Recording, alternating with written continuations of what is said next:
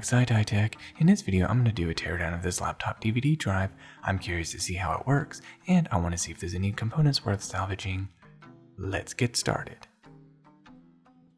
Basically, what I'm going to do is just investigate it, see if there's any parts that are worth salvaging, like this part here that could potentially contain gold, so that might be useful. And maybe other parts inside might be useful. So basically what I'm going to do is take a screwdriver and just simply see a screw, take a screw, see a screw, take a screw.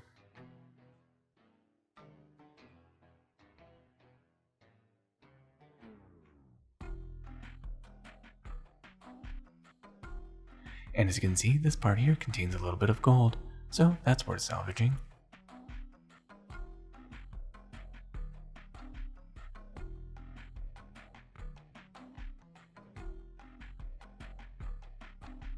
And as you can see, that's all there is to it.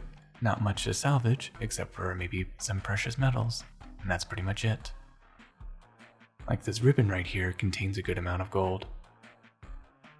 I'm not really sure if there's gold inside the ribbon, but on the contact leads, likely will contain gold, so that part's worth salvaging.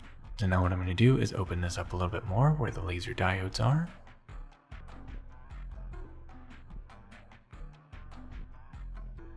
And there you have it, a teardown of this DVD drive. And here are some parts I think might be useful, like these little rods. They can be easily used as standoff leads, or something else.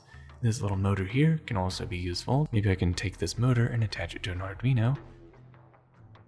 These ribbon cables may contain some amount of gold inside the ribbon cable, which I don't really think it does, but I know that the contact leads definitely contains gold. And there you have it. Now you know what's inside of a common laptop DVD drive.